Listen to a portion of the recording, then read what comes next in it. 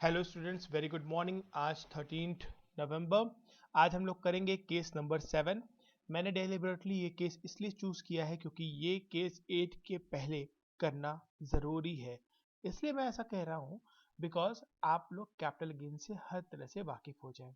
एक बार ज़रा केस देखिए, फिर आप समझेंगे मैं ऐसा क्यों कह रहा हूँ। केस नंबर 7 यूँ तो सिंपल केस दिखता है। इसमें एक खास बात है दैट यहाँ पे दो बैंक अकाउंट्स हैं। एक bank account SBI bank account को इन्होंने अपना एक मेन बैंक अकाउंट के रूप में माना है जिसमें ये रिफंड चाहते हैं। हालांकि पीएनबी का बैंक अकाउंट है, इसका आईएफएससी कोड गलत है तो हमें दूसरा आईएफएससी कोड डालना पड़ेगा। ठीक है, मैं आपको पहले ही बता चुका हूँ कि हमें 2-3 आईएफएससी कोड याद कर लेने चाहिए। इस केस को मैंने जानबूझ के इसलिए चुना क्योंकि यहाँ देखिए सैलरी में 46 लाख रुपीज़ है। इसके अलावा ट्रांसपोर्ट अलाउंस में और ट्रेवलिंग अलाउंस में अलग अलग कुछ अमाउंट एग्जेम्प्ट हैं। ये हम एग्जेम्प्ट कॉलम में भरेंगे, सैलरी में भी और एग्जाम शीट में भी। इसके अलावा हाउस रेंट अलाउंस दिया हुआ है। अब देखिए 4,98,000 इन्होंने रेंट पे किया है, रिसीव किया है 40,000 और एग्जाम्प्ट है 38, यानी कि 2,000 टैक्सेबल हो गया। टिफिन अलाउंस 1100, ये पूरा टैक्सेबल होता है। Perks in form of gas, in form of interest free loan, ये पूरा 24,000 टैक्सेबल हो जाएगा। Profit in lieu of salary देखिए एग्जाम्प्ट और टैक्सेबल अलग अलग दिया हुआ है, तो एग्जाम्प्ट वाला एग्जाम्प्ट में और टैक्सेबल वाला टैक्सेबल में भरेंगे। चूंकि इस केस में बाइफर्केशंस दिए हैं इसलिए भी मैंने इस केस को पसंद किया आप लोगों को सिखाने के लिए। सेकेंडली हाउस प्रॉपर्टी दी हुई है। अब यहाँ पे देखिए रेंट है जो टेनेंट का, वो आफ्टर टीडीएस है 9 लाख रुपीज, यानी कि बिफोर टीडीएस ग्रॉस रेंट कितना हो गया 10 लाख। याद करिए 9 lakh multiplied by 100 divided by 100 minus TDS, TDS 10 है तो 90, तो 10 लाख रुपीज़ हो जाएगा। यहाँ पे हमने 10 लाख रुपीज़ लेना है। अब यहाँ पे देखो हम लोगों का पूरा कॉन्सेप्ट रिवाइज हो रहा है जो हम लोगों ने पढ़ा है। Municipal tax paid bye SSC, ये तो डिडक्टेबल होगा, बट जो आउटस्टैंडिंग है वो डिडक्टेबल नहीं होगा। टेनेंट ने पे किया वो भी डिडक्टेबल नहीं होगा। Interest on capital borrowed for renewal of house property, ठीक है, ये डिडक्टेबल होगा क्योंकि ये लेट आउट हाउस प्रॉपर्टी है, पूरा डिडक्टेबल होगा। नाउ अब ये देखो एक और अच्छी बात चीज दी है, एरियर्स पर्टेनिंग टू 2007 एंड 8, जो इनका पुराना एरियर था ये इन्हें रिसीव हुआ है कलेक्टेड 9,000। अब देखो इस 9,000 पे 30% डिडक्शन जो होता है वो पहले ही मिल गया होगा क्योंकि हम लोग करते हैं रेंट ड्यू और रिसीव्ड, है ना। तो अब इस पे जो 9,000 है इस पर चूंकि हमें 30% डिडक्शन ऑलरेडी मिल गई है तो अब इस पे नहीं मिलेगी, यानी कि 9,000 का 30% माइनस करने के बाद 6,300 हम लोग डालेंगे। ठीक है, अभी इसको एक्सेल शीट पे समझाता हूँ, सब्र कर लो।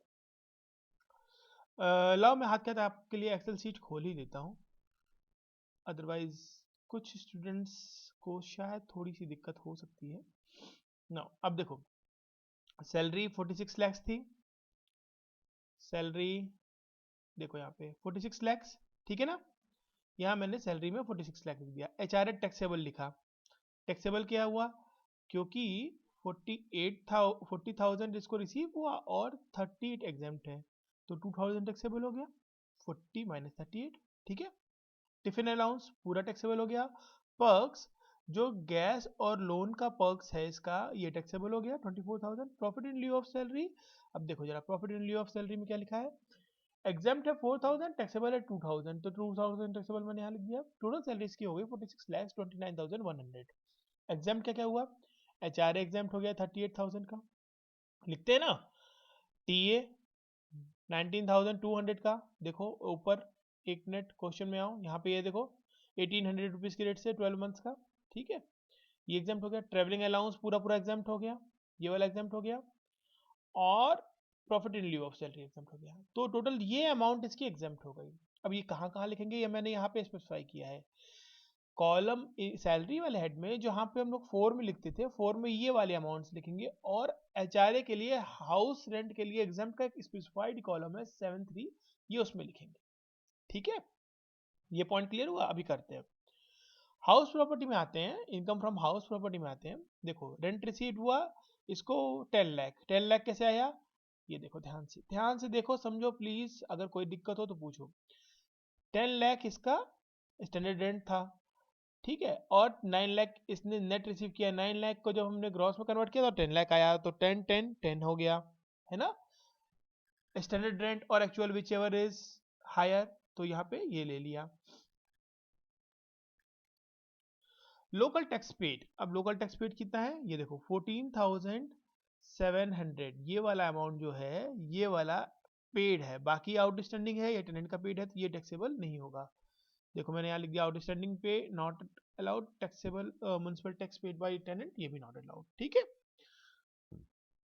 ये अमाउंट आ गई 9,85,300।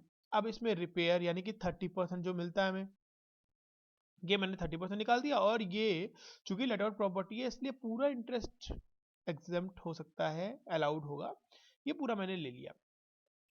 ये इसकी इनकम आ गई प्रीवियस ईयर के फ्रॉम द हाउस प्रॉपर्टी। इसमें एरियर जो था, जो एरियर मिला है, चूंकि इस एरियर पे 30% डिडक्शन ऑलरेडी हो चुका है तो इसको घटा करके हमने ये अमाउंट लिख दी। इस तरह के हमने क्वेश्चन क्लासरूम में लगाए हैं, याद होगा, एक बार जरा रिवाइज करना, बुक्स देखना, अपनी नोट्स देखना, मेरे मिल जाएंगे। अब आओ कैपिटल गेन पे, कोई घबराने की बात नहीं, हम लोग कैपिटल गेन को स्पेसिफिक हेड वाइज देखेंगे। एक बार कैलकुलेशन समझ लो, देखो आप लोगों को समझाने के लिए, दिखाने के लिए मैंने यहाँ पे एक अलग कॉलम क्रिएट किया है B1, ये मैंने सेल से स्पेसिफाइड किए कि कैपिटल गेन में किस सेल में जाएगा, यहाँ पे है ना। तो घबराने की बिल्कुल जरूरत नहीं है, बिल्कुल बात नहीं है, I will help you as always, कोई इशू नहीं है, ठीक है। अब आओ कैपिटल गेन की बात करते हैं। देखो एक बार जरा बात कर लेते हैं, फिर आसान हो जाएगा करना। सेल्स कंसिडरेशन जो हमें मिला 90 लाख रुपीस का, और हमारा स्टैम्प ड्यूटी वैल्यू कह रहा है कि 92 लाख की प्रॉपर्टी होनी चाहिए। अब अगर आपने प्रॉपर्टी जो गवर्नमेंट का रेट है उससे कम पे बेची है तो गवर्नमेंट नहीं मानती, वो कहती है आपने स्टैम्प ड्यूटी चोरी करने के लिए ऐसा किया है। तो गवर्नमेंट ने कहा कि मिनिमम 92 लाख में तो आपको बेचना ही था, तो हम तो 92 लाख मानेंगे। तो हमने 92 लाख इसका सेल्स कंसिडरेशन माना है। अभी जब हम लोग पढ़ेंगे तब आप लोग ध्यान से देखोगे। अच्छा, एग्जाम में अगर ये क्वेश्चन इस तरह के आते हैं, लॉन्ग टर्म कैपिटल गेन के आते हैं, तो वो आपको इंडेक्स ईयर्स की वैल्यू हमेशा दे रखेगा। मैंने यहाँ पे अलग से येलो सेल्स में हाईलाइट की हुई है क्या क्या इंडेक्स वैल्यू है, ठीक है। नाउ 92 लाख ये हो गया। ब्रोकरेज ये तो एक्सपेंडिचर है, ये अलाउड होगा, ठीक बात है। अब ये देखो एक्विजिशन कॉस्ट इस प्रॉपर्टी की 1,15,000 थी।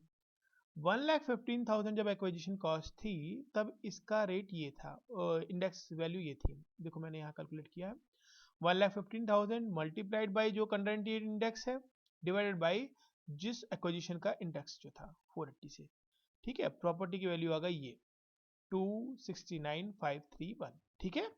उसी तरह यहाँ पे इम्प्रूवमेंट इन्होंने कराया है 7-8 में 12,000 का।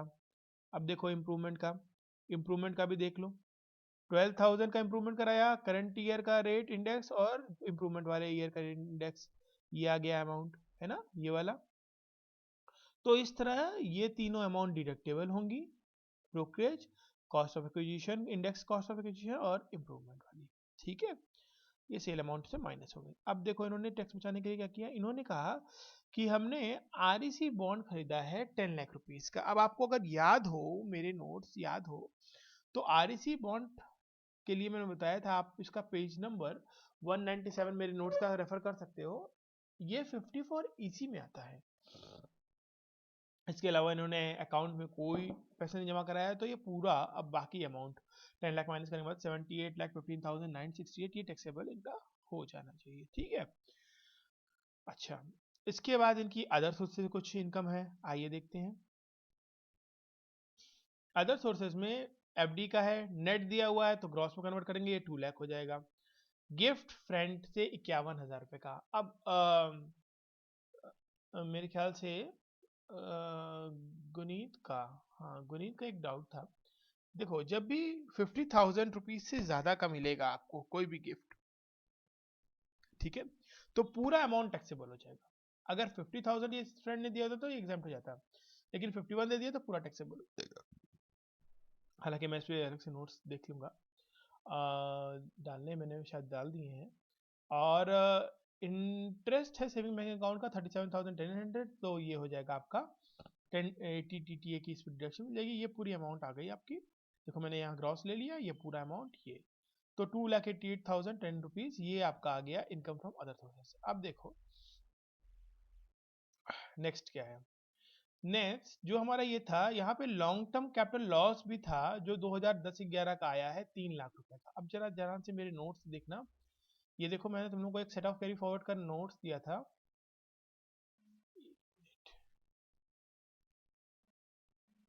देखो लॉन्ग टर्म कैपिटल गेन है, अगर लॉस हुआ है तो 8 साल तक कैरी फॉरवर्ड हो सकता है और लॉन्ग टर्म कैपिटल गेन से सेट ऑफ हो जाएगा। तो यहाँ भी ये मैंने नोट दिया है आप लोगों को, है ना? तो यहाँ भी अब देखो ये लॉन्ग टर्म कैपिटल लॉस जो है 3 लाख रुपीज का, चूंकि 8 ईयर्स के विद इन है तो यहाँ पे सेट ऑफ होगा। ठीक है, तो यहाँ पे हमने इसमें से सेट ऑफ कर लो, चाहे तो 75 हो जाएगा। ठीक है, या मैंने ये माइनस कर दिया लास्ट में ला करके। लेकिन जब हम लोग कैपिटल गेन भरेंगे ना, तो कैपिटल गेन भरने के बाद हम लोग वहाँ पे इसका ट्रीटमेंट दिखाएंगे, यही इसमें इंपॉर्टेंट है। कैपिटल गेन में है क्या? कुछ नहीं है। कैपिटल गेन में अगर कैपिटल गेन सिर्फ है, चाहे शॉर्ट टर्म हो या लॉन्ग टर्म हो, तो आपको कोई टेंशन लेने की जरूरत नहीं है। हाँ, अगर कैपिटल गेन के साथ लॉस का एडजस्टमेंट है, लॉस को सीएफएल कैरिड फॉरवर्ड लॉस वाले कॉलम में भरते हैं और कैरी फॉरवर्ड लॉस वाली शीट में भरते हैं, और बस ये बात ध्यान रखनी होती है कि वो 4 ईयर्स में है या 8 ईयर्स में है। ठीक है, अच्छा, बाकी सब काम तो हमारा वैसे ही है जैसे हम करते थे, इसमें और कोई बात नहीं है। क्योंकि कैपिटल गेन कई बार थोड़ा सा कॉम्प्लेक्स हो जाता है, क्वेश्चन नंबर 8 थोड़ा सा बहुत ज्यादा उसमें कैपिटल गेन है, तो मैं ज्यादा चाहता था कि आपको एक साथ उस पर एक्सपोज ना करूं, आपको पार्ट वाइज करूं, इसलिए पहले इस क्वेश्चन में मैंने केवल लॉन्ग टर्म ले रखा है, उसमें शॉर्ट टर्म के कई हेड्स हैं, प्रैक्टिस हो ही जाएगी। ठीक है, तो इसके बाद वो वाला वीडियो आपके लिए डाल रहा हूँ मैं। ठीक है, अब ये देख लो एक बार, टीडीएस है इनका, एम्प्लॉयर का, टेनेंट का और बैंक का, तीनों हो गया। और असेसमेंट टैक्स इन्होंने एडवांस टैक्स 78,000 किया, सेल्फ असेसमेंट 210 किया है। ज्वेलरी एसेट्स डिटेल चूंकि हमारा 50 लाख से क्रॉस करेगा तो एसेट्स डिटेल हमें डालनी है। अब यहाँ पे एक और अच्छा पॉइंट है, देखो इसमें वेल्थ टैक्स रिटर्न दिया हुआ है, अब तो वेल्थ टैक्स एप्लीकेबल नहीं होता, लेकिन क्या है कि हम लोग जब कॉस्ट ऑफ एक्विजिशन और मार्केट वैल्यू दे रखी होती थी तो हम केवल कॉस्ट ऑफ एक्विजिशन लेते थे किसी भी एसेट्स में, लेकिन जब ये वेल्थ टैक्स रिटर्न फाइल कर किया हुआ दे रखा है तो हम मार्केट वैल्यू नहीं लेंगे, वेल्थ टैक्स रिटर्न लेंगे, कॉस्ट ऑफ एक्विजिशन भी लेंगे, वेल्थ टैक्स लेंगे। करना क्या मतलब क्या है, ध्यान से एक बार समझने की कोशिश करो, मैं बहुत सिंपल और सीधी तरीके से तुम्हें समझाना चाहता हूँ। जैसे कि आपने कॉस्ट ऑफ एक्विजिशन की तो इसका मतलब आपका बिल है। अब मार्केट वैल्यू तो आपने मार्केट के रेट से नहीं लगा ली, इसका कोई बिलिंग तो है, एस्टिमेट तो है आपका है नहीं जो गवर्नमेंट से अप्रूव हो। तो गवर्नमेंट कहती है जो आपके पास लास्ट बिल है कॉस्ट ऑफ एक्विजिशन वाला वो हम मानते हैं, पहले वाले केसेस में। दूसरा केस, जब आपने वेल्थ टैक्स रिटर्न फाइल किया, तो जब आप वैल्यू इस पर वेल्थ टैक्स रिटर्न फाइल करोगे तो आप उसको कहीं वेट कराओगे, आप कहीं उसका इवेल्युएशन कराओगे। तो जब आपकी वेल्थ टैक्स रिटर्न से जो आपका वैल्यू डिसाइड हो गया, फिर आपको वही भरना है, वो एक प्रूफ हो गया ना, तो फिर आपको वो भरना है। मार्केट वैल्यू नहीं भरते हम, या तो इसका मतलब सीधा सीधा ये निकालो, या तो हमारे कॉस्ट ऑफ एक्विजिशन आएगी हमेशा, और अगर किसी केस में वेल्थ टैक्स रिटर्न दे दिया है तो वेल्थ टैक्स रिटर्न की अमाउंट आएगी, सीधी सी बात है बस। ठीक है, इसके अलावा और कुछ नहीं। आओ अब ये क्वेश्चन करते हैं हम लोग फटाफट से। हम लोगों को पहले जाना है इनकम टैक्स इंडिया ई फाइलिंग पे, ऑफलाइन यूटिलिटीज पे आएंगे हम लोग, डाउनलोड्स पे आएंगे, हमने यहाँ डाउनलोड कर लिया,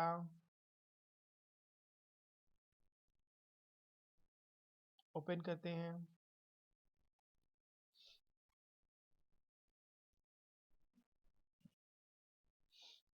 नाउ ठीक है, अब यहाँ पे इसको मैं क्लोज कर देता हूँ, ये इसको मैं एक जगह सेव कर ले रहा हूँ।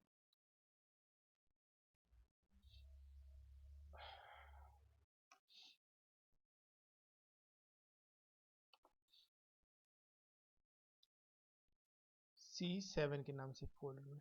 ठीक है,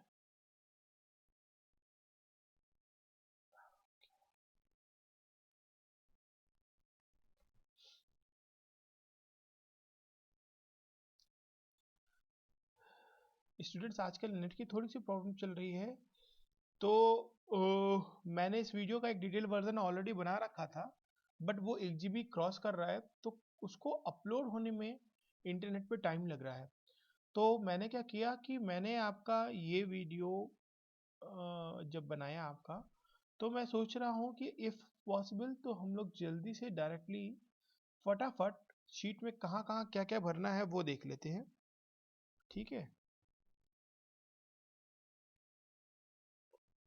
टाइम लग रहा है,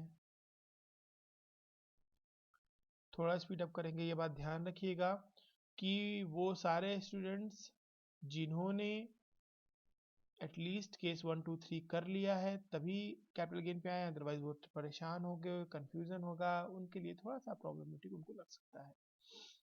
ठीक है, थोड़ा सा माइक्रोज होते हैं, फाइल से बनने में कई बार टाइम लगता है। आई थिंक हो मैंने पहले सेव कर लिया है, अब मैं कंटेंट इनेबल करूंगा। चलो इनेबल पॉपअप आ गया, इसका मतलब शीट सही है। अब फटाफट से थोड़ा सा जल्दी जल्दी करके भरते हैं इस डिटेल्स को। ठीक है, केस नंबर 7 आप लोगों के पास राम कुमार यादव का, फटाफट राम कुमार यादव। ठीक है, PAN number AAN PY 3461T, floor block number 4-55, name of the premises new Rohtak road, individual हो गया, Patel street Kamalpura, date of birth 11/07/1911।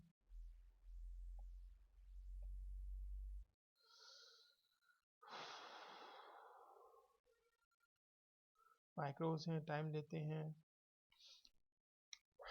you have to be patient enough while dealing with this.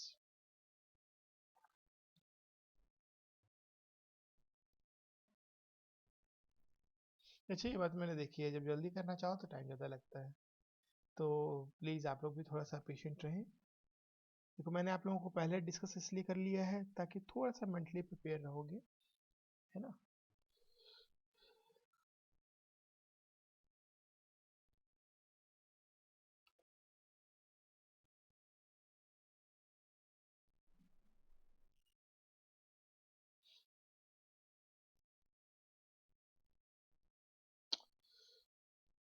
Come on, बिल्कुल नहीं छेड़छाड़ करनी, have patience. Usually 70 seconds तक का time ले लेता है ये, इससे ज़्यादा टाइम नहीं लेगा।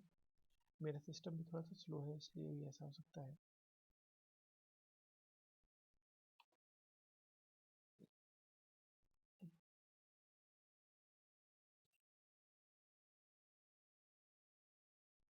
चलिए देखिए आगे, 11/07/1978। अब 78 है, इसका मतलब है कि अभी ये सीनियर सिटीजन नहीं हुआ है, क्योंकि हम 1 अप्रैल को उसकी एलिजिबिलिटी देखते हैं, है ना। वडोदरा स्टेट, ये देखो ड्रॉप डाउन बॉक्स है ना, ड्रॉप डाउन बॉक्स से लेंगे इसको।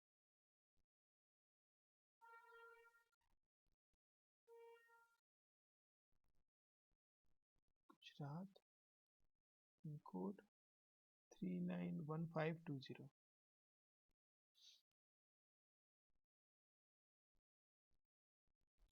Email address rkyadav1978@gmail.com। Mobile number देखेंगे इसका 9899121252। एम्प्लॉय कैटेगरी में आएंगे, अदर्स में,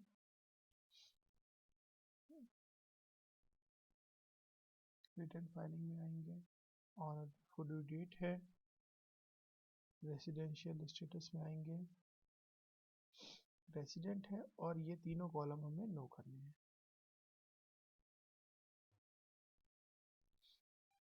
शीट 1 शीट A B भरने में टाइम लगता है, ये सही सही होगी तो आपका कॉन्फिडेंस लेवल बूस्ट हो जाएगा, 8 नंबर तो आपको ऐसे ही मिल जाएंगे अगर शीट 1 और A और B आपका ठीक हो गया।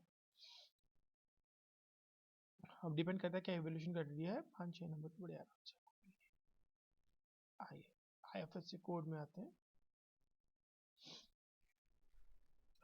SPIN 1231422, ये अपने आप ऑटो पॉपअप होगा, अदरवाइज ये गलत है अकाउंट नंबर। यहाँ पे 6666112523 अब देखो यूजुअली 2 लाख से ज़्यादा जब जमा करते हैं तब लिखते हैं, लेकिन यहाँ पे टोटल मिलाकर 2 लाख से ज़्यादा हो रहा है तो हमने दोनों ही लिख दिया है। क्यों पंगा लेना, जैसा हो रहा है कर दो। अब ये देखो PNB वाला जब मैं डालूंगा ना तो ये गलत है, 3110 देखो पॉपुलेट नहीं होगा, गलत आया ना, तो हमें कोई और अकाउंट नंबर डालना पड़ेगा। मैं इसमें एक दूसरा अकाउंट नंबर डाल रहा हूँ, स्टेट चार्टर्ड बैंक का SPL 0036 मैंने इसीलिए आप लोगों से कहा था कि 2-3 हमें याद करने चाहिए। ठीक है 36, ये मैं अपने मन से डाल रहा हूँ अकाउंट नंबर। ठीक है, आप कोई भी और डाल दें, फील्ड सारी भरी होनी चाहिए। एग्जाम में आपको गलत नहीं मिलेगा, गलत मिलेगा तो फिर आप इसके लिए बोल सकते हो, वैसे आपको याद होना चाहिए तो आप डाल देना ठीक से। ठीक है, नाउ सन ऑफ, ये देखो नाम अपने आप आ गया, पैन नंबर आ गया, सन ऑफ आपको बनना है दर्शन कुमार यादव, प्लेस वडोदरा, और डेट आपकी होगी 31/07/2017। ठीक है, यहाँ तक हो गया आपका। अब इस सीट को वैलिडेट कर लो।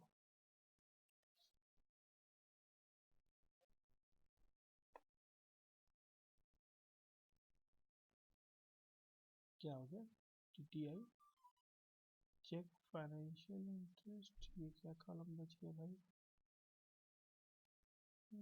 ओ ये वाला, इसको हमें करना है नो, ये जरूर याद रखना। ठीक है, ओके, IT वाले कॉलम में आते हैं, BSR कोड डालते हैं, देख लेना IT वाला कॉलम जहाँ भी BSR कोड दिया वही आपका कॉलम है, बिल्कुल इसमें डाउट नहीं रखना।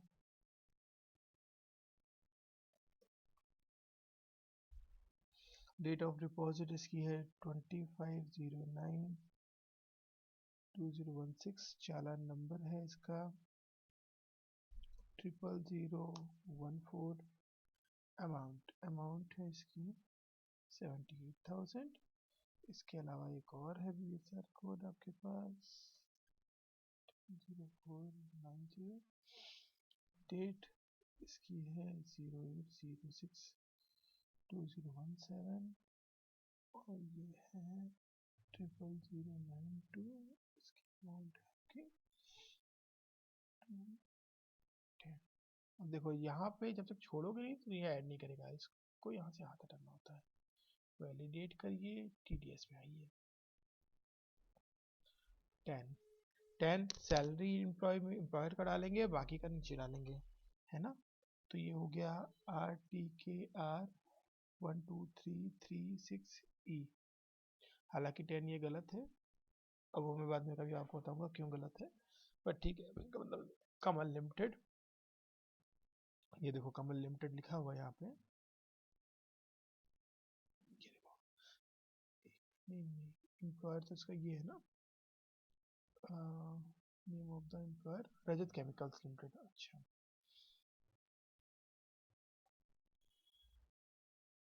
एम्प्लॉयर आ गया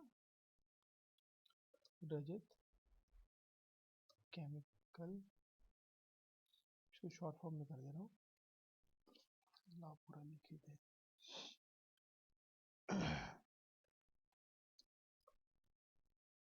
अब सैलरी देखो, टोटल हमने कैलकुलेट कितनी की थी, कितनी आई थी हमारी सैलरी, सैलरी हमारी आई थी 4629,100, है ना।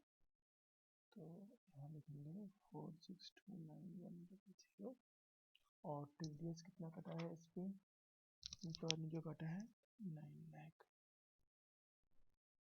ठीक, हो गया। अच्छा नेक्स्ट, टेनेंट का है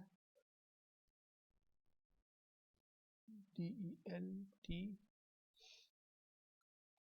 6397 ई ए होगा ये, हालांकि ये गलत है।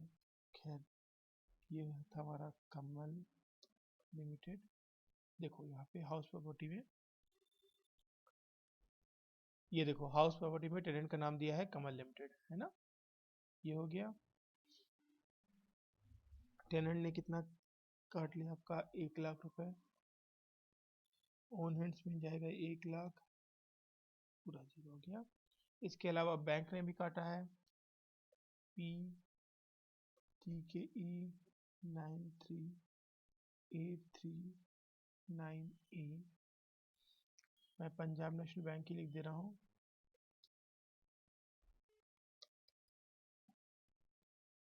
मैंने टीडीएस काटे। जब भी 10,000 से ज़्यादा टीडीएस जब इंटरेस्ट होता है तो बैंक अपने आप ये काट लेती है। ठीक है, इस शीट में और कुछ नहीं करना। वैलिडेट करते हैं, शीट ओके हो गई। सैलरी वाले हेड में आते हैं, यहाँ पे देखते हैं। Salary head talks about Rajat chemicals limited, address Himmatpura, state Gujarat, Vadodara, pin 391774। ठीक है, अब आओ सैलरी हेड में आते हैं। देखो सैलरी कितनी आएगी, 46 लैक्स। ठीक है, अब अलाउंसेस नॉट एग्जम्प्ट ये कितना होगा। अब देखिए यहाँ पे जो आपके अलाउंसेस नॉट एग्जम्प्ट हैं, एक बार कैलकुलेशन शीट में आते हैं।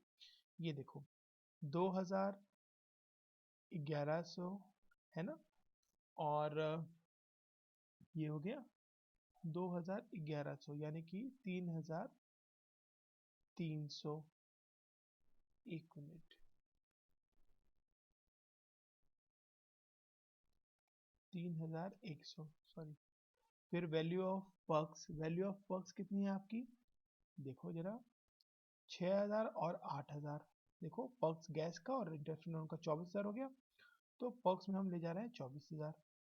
ठीक है, ये क्वेश्चन इसीलिए अच्छा है क्योंकि इसमें अलग अलग है। Profit in lieu of salary, profit in lieu of salary देखो दिया हुआ है 2000। ये देखो जो टैक्सेबल है, टैक्सेबल 2000 रुपीज, ये वाला है ना, ये वाला। तो ये 2000 यहाँ डाल दो। अब देखो, अब ये कितना आया, 4629,100 आ गया। एक मिनट, 4629,100 पूरा आ गया। अब यहाँ पे देखो, यही मैं कह रहा था, allowances to meet expenditure incurred on house rent. तो जो हाउस रेंट के लिए अलाउंस मिला था ये वाला 38,000 वाला, ये जाएगा 7.3 में। ये देखो इसको हमने ले गए 7 के 3 में, यहाँ पे ले जाएंगे 38,000। और जितने भी बाकी एग्जेम्प्टेड अलाउंस थे, कौन कौन से थे, टीए था, ट्रेवलिंग अलाउंस था और profit in lieu of salary था। अभी तक केवल हमेशा हमको टीए मिलता था, अब यहाँ तीनों मिला है। ये तीनों का टोटल, ये तीनों का टोटल ये आपका जाएगा 71,450। ये आपका जाएगा फोर्थ कॉलम में 71,450 हो गया ना, ये आपका जाएगा इसमें। ठीक है, ये अलग अलग हो गया। लेकिन जब हम एग्जाम्प्ट इनकम की शीट बनाएंगे यहाँ पे, तो यहाँ पे पूरी अमाउंट जाएगी, यहाँ पे ये पूरी अमाउंट जाएगी, ये वाली 109450, 109450। यहाँ पे ऐसा कोई क्लासिफिकेशन अलग से नहीं करना है।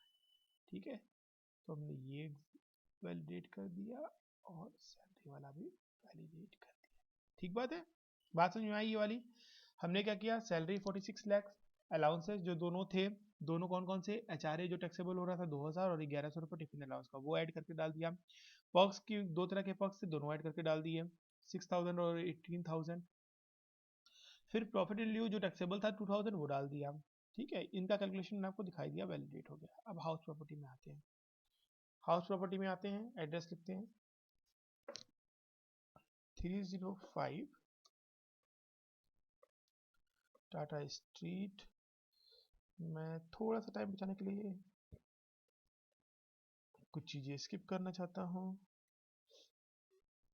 मैं आपके साथ साथ इसलिए करता हूँ ताकि आप लोग भी मेरे साथ साथ कर सकें और देख के बार बार सीख सकें। ओके, 100 आ गया। प्रॉपर्टी कैसी है, लेट आउट है। ठीक, name of the tenant Kamal limited LTD, PAN number optional हो गया। अब देखो यहाँ पे कमल को 9 लाख रुपीज इसने दिया है टीडीएस काट के, तो टीडीएस के साथ हो जाएगा 10 लाख।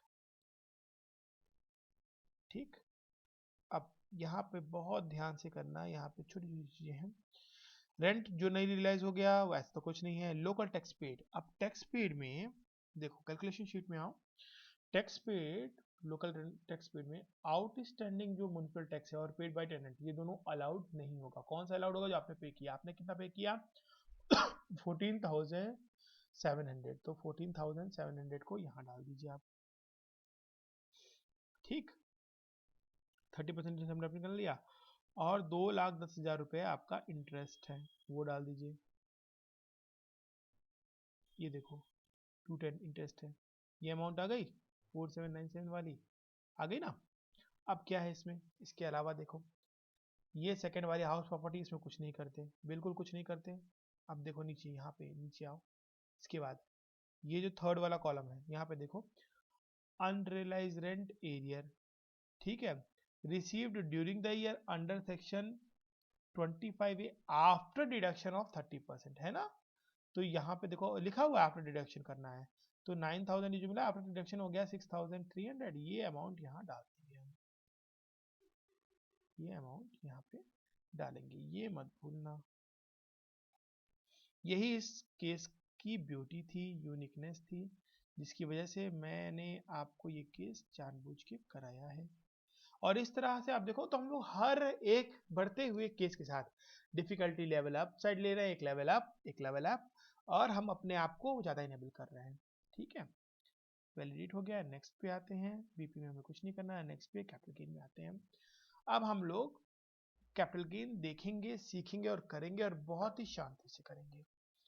अब ध्यान से जरा कैपिटल गेन की शीट देख लो, कोई जल्दीबाजी मत करना, इस वीडियो को 3-4 बार ध्यान से देखना, समझना।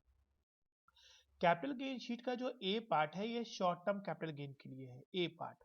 ठीक है, तो ए पार्ट से तो हमें कोई मतलब नहीं, और ए पार्ट में 3 4 7 में नहीं दिखेगा, देखो लिखा है 1 2 5 आ गया, 3 4 7 गायब हो गया, उसके बाद 6 आएगा, फिर 8 आ जाएगा।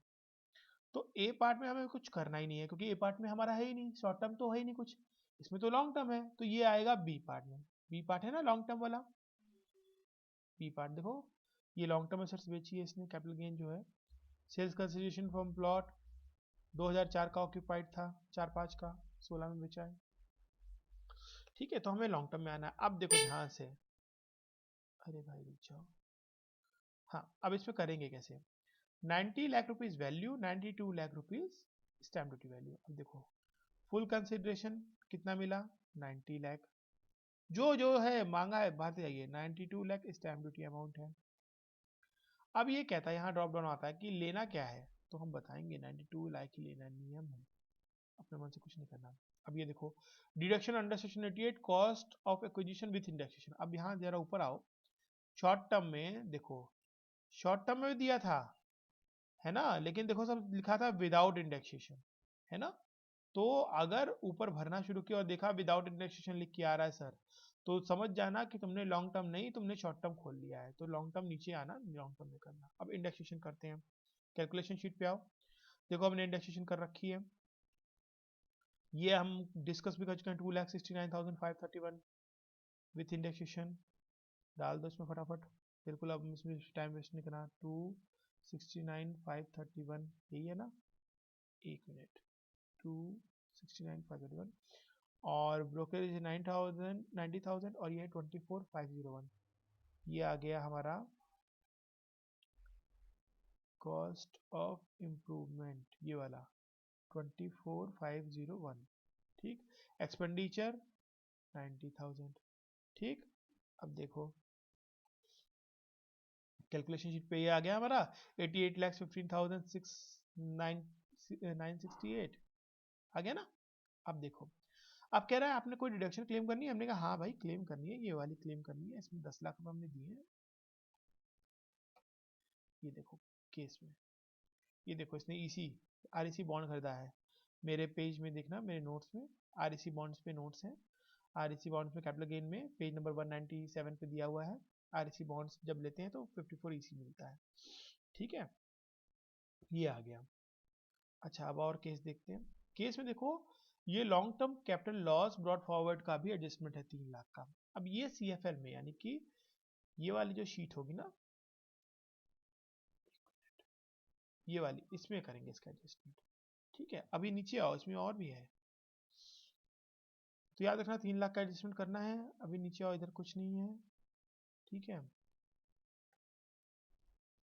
अच्छा, whether any unutilise amount deposited, no, ठीक है, ये खत्म हो गया। इसके बाद ये यहाँ ये आ गया यहाँ। अब देखो जब आप वो भरते हो कॉलम, ठीक है, तो पहले तो अगर कोई कैपिटल गेन अकाउंट में नहीं डाला है तो 8A में नो करना है, ठीक। सेकंड, आपको डी वाले कॉलम में आना है और आपने जो डिडक्शन जिस सेक्शन में क्लेम किया उसको फिर से डालना है यहाँ पे 54 ईसी 10 लाख आपने डिडक्शन अमाउंट क्लेम की है, कॉस्ट भी आपकी 10 लाख, 10 लाख में ही खरीदा ना, और डेट ऑफ एक्विजिशन आपका होगा 15/06, ठीक है, 2017 आरईसी बॉन्ड, आरईसी बॉन्ड, अच्छा आपका 1 है ना, इसको करो 1, 1 मिनट, 012016, ठीक है। अमाउंट डिपॉजिटेड 0, ठीक है, अकाउंट में तो कुछ नहीं कराया। अब यहाँ पे देखो, उसके बाद एक और, यहाँ पे ये अपने आप कर रहा, हमें कुछ नहीं करना इसमें। इसके बाद नीचे यहाँ पे देखो एफ वाला कॉलम, ठीक है, ई वाला कॉलम ऑटो कैलकुलेटेड है, इसमें कुछ नहीं करना। एफ वाले कॉलम में ध्यान से देखना, एफ वाला कॉलम हमारा जो प्रॉपर्टी बिका है ये मई में बिका है। ये 5 अलग अलग मतलब क्वार्टर वाइज नहीं होता है। First quarter 15 March to 15 June, फिर जून टू सितंबर, सितंबर टू दिसंबर, दिसंबर टू मार्च, और फिर लास्ट 15 डेज का क्वार्टर वाइज डिटेल देनी होती है। तो अभी हमारा लॉन्ग टर्म कैपिटल गेन होगा 20% की क्राइटेरिया में आएगा ये, ठीक है। और इसमें जो अमाउंट डालेंगे, जो हमारा टैक्सेबल अमाउंट आ रहा है वो, अब देखो इस टैक्सेबल अमाउंट पे अभी एडजस्टमेंट नहीं किया हुआ है, इसमें 3 लाख का अगर लॉन्ग टर्म कैपिटल लॉस का एडजस्टमेंट करें, long term capital gain, long term capital loss long term capital gain से सेट ऑफ होता है, 8 साल तक होता है, 8 साल के अंदर है ये सेट ऑफ होगा। तो यहाँ पे जो अमाउंट आनी चाहिए 75,15,968 आनी चाहिए, 3 लाख माइनस करने के बाद। अभी देखो सीएफएल में हम आते हैं, सीएफएल वाली शीट पे आ गए हम। यहाँ पे मैं पहले भर दे रहा हूँ जो लॉस हुआ था हमें 0106/2010 में हुआ था। अब ये प्रॉपर्टी टाइप में दिया था, हम लॉन्ग टर्म कैपिटल लॉस में इनको 3 लाख रुपए लिख दे रहे हैं। ये लिखा, इसको वैलिडेट किया, जैसे इसको वैलिडेट करेंगे ये देखो CYLA BFLA इस वाले शीट में अपने आप सब कैलकुलेट हो जाएगा। और ये देखो ये यहाँ पे सारा कुछ एडजस्ट हो जाएगा। ये देखो 3 लाख माइनस करने के बाद ये अपने आप 75 दिखा रहा है ना, 75 यहाँ पे हमने लिख दिया, ठीक है। यूजुअली पहले आप वहाँ लॉस का भर करके फिर आ सकते हो यहाँ पे, कोई दिक्कत नहीं है इसमें, ठीक है। अभी शीट को भी हमने वैलिडेट नहीं किया था, इसको वैलिडेट कर लेते हैं, बहुत ध्यान से करना। अच्छा, any amount A6 B8, okay okay, चलिए A6 में आते हैं जरा। A6 पूछ रहा है कुछ है, देखा नो। अच्छा B8 में आइए, B8 में तो हमने नो कर दिया, और नीचे देखिए कुछ नहीं बचा। अब देखो ठीक, शीट ओके हो गई, ओके अदर सोर्सेज में आ जाए। आ जाओ अदर सोर्सेज में आ जाओ। बस प्रॉब्लम खत्म, सिरदर्दी खत्म हो गई। अब कुछ नहीं बाकी रह गया। अदर सोर्सेज में देखो 2 लाख इसको हम ले रहे हैं क्योंकि ग्रॉस करेंगे, नेट है 180, नेट है, ग्रॉस करेंगे 2 लाख हो गया। और ये हो गया 37, तो 2 हो गया 237, 237,010। और ये वाला फिर इसमें कुछ नहीं डालेंगे, जो गिफ्ट मिला है वैसे लिखेंगे, गिफ्ट फ्रॉम नॉन रिलेटिव। बड़ी गिफ्ट मिलते हैं इनको 51,000। चलिए और कुछ नहीं है, इसको वैलिडेट कर लिया। ठीक है, एक बार नीचे देख लो, शीट से मिला लेते हैं हम लोग अपने 288,080। ठीक है ना। अच्छा मैंने यहाँ पे एडजस्टमेंट बाद में 3 लाख का किया है, चलो उससे कोई दिक्कत नहीं है। ओके, अब ये हो गया, ये हो गया, ये हो गया, ये आना है आपको बस। अब जरा ध्यान से देख लो, बस काम खत्म होने वाला है। अब ये देखो, रिकॉग्नाइज प्रोविडेंट फंड में 130, प्रोविडेंट फंड में 10, पीपीएफ में 40 और एनपीएस में 60 किया है इन्होंने, तो 60 का 10 हम उधर ले लिया हमने। देखो मैंने कैलकुलेशन शीट पे किया हुआ है, ये एनपीएस का 10 यहाँ ले लिया, 50 यहाँ ले लिया।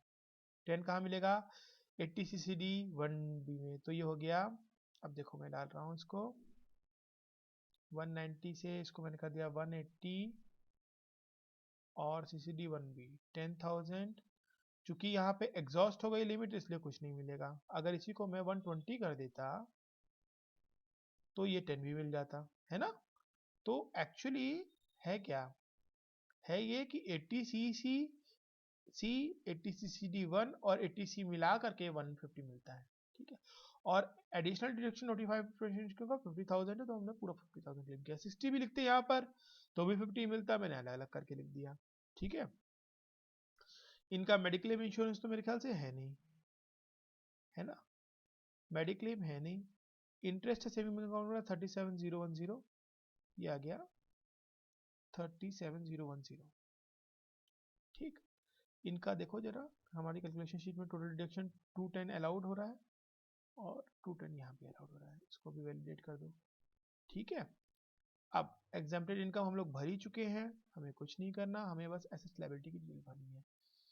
Okay, do you own any property, yes, ये वही कमल वाली प्रॉपर्टी के बारे में बात कर रहा है। हम लोग इसको देंगे residential house, flat number 305, Tata street road, Tata street area, Andheri east, district Mumbai, state Maharashtra, pin code 440002, amount. अब यहाँ पे जैसा मैंने आप लोगों को भी बताया था, यहाँ पे जो अमाउंट डालेंगे प्रॉपर्टी का, हाउस प्रॉपर्टी का, वो as per the wealth tax डालेंगे। अगर मार्केट वैल्यू दिया होता तो वो नहीं लेते, तो फिर ओरिजिनल लेते हैं। अगर market value, wealth tax, original तीनों दिया है तो वेल्थ टैक्स लेंगे। ठीक है, 1,15,00,000, 1,1420। ठीक है, मूवेबल में आओ, ज्वेलरी में, ज्वेलरी का भी देख लेते हैं।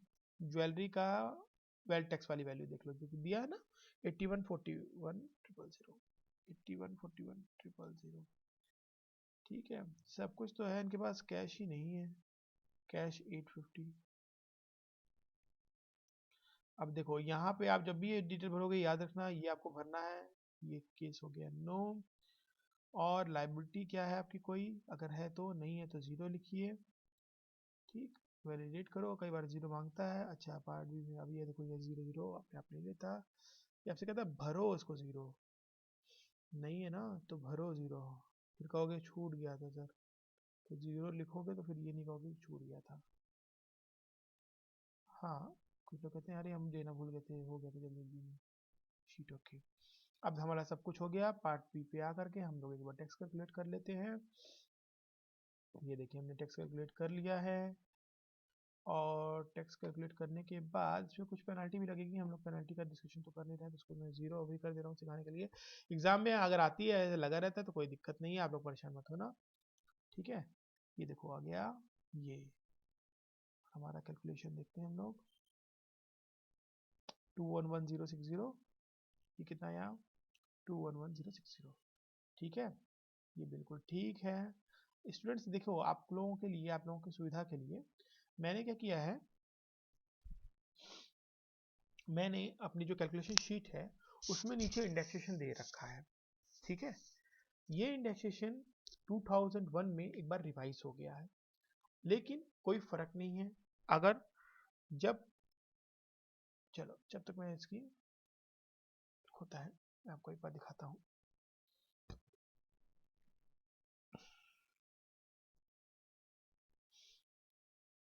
चलो ये केस तो हमारा कंप्लीट हो गया, इसको बंद करते हैं।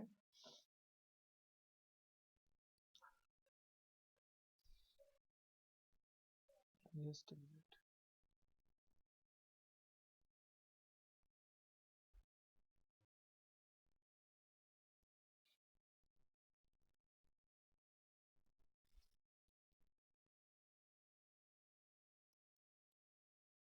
माइक्रोज हैं, टाइम लेते हैं, कई बार 1 मिनट तक, 1 मिनट 10 सेकंड तक टाइम लग जाता है। इसके लिए बिल्कुल घबराने की जरूरत नहीं है। We have to be patient, we have to be confident enough, ठीक है। एग्जामिनेशन में बिल्कुल डरना ही नहीं है, मैंने तुम लोगों को शॉर्टकट बना रखे हैं, डरना ही नहीं है। भरो, आराम से भरो, बाकी रब रखा, सब बढ़िया होगा। देखो यहाँ पे मैंने ना इंडेक्सेशन दे रखे हैं। देखो क्या किया गवर्नमेंट ने, कि एक तो ये किया कि 2081 से हम लोग जो इंडेक्सेशन लेके चल रहे थे वो किया, फिर 2001 में इन्होंने अपना एक बार इंडेक्सेशन रिवाइज भी किया है, तो वो भी डिटेल्स मैंने इसमें दे रखी हैं, आप लोग देख लेना। थोड़ा सा शीट को चलने में टाइम लग रहा है, बंद नहीं कर दे रहा, मैं आपकी एग्जाम्पल फाइल एक बार जनरेट कर दूँ, ठीक है।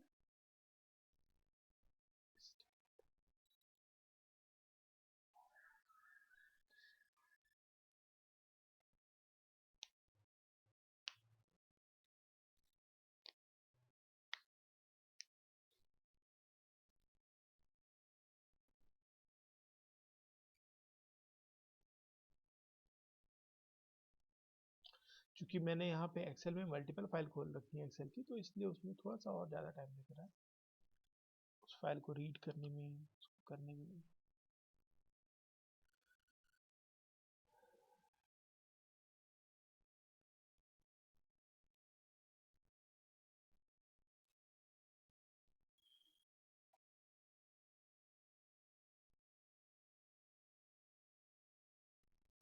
इसके साथ मैं आपको केस 8 का भी सोल्यूशन दे रहा हूँ, जल्दी ही मैं वो भी अपलोड कर लूँगा। थोड़ा सा नेट का इशू आ रहा है, विच इज़ अनकंट्रोलेबल, तो मुश्किल नहीं कर सकते, बट हाँ आज हो ही जाएगा ये, आई थिंक। चलो मैं इसको बंद ही कर दे रहा हूँ, ये बहुत टाइम लगा रहा है।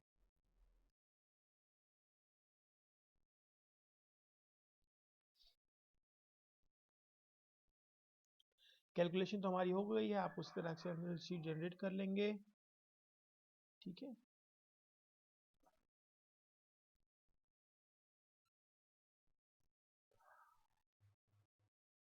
करते करते हम लोगों को 48 मिनट्स लग गए आपको सिखाने में। आप जब अपना प्रैक्टिस करोगे इसको तो ज़्यादा टाइम नहीं लेना चाहिए।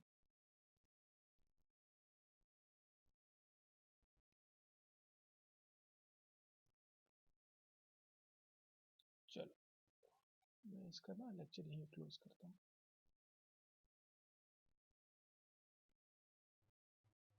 Thank you. XML sheet generate कर लीजिएगा आप।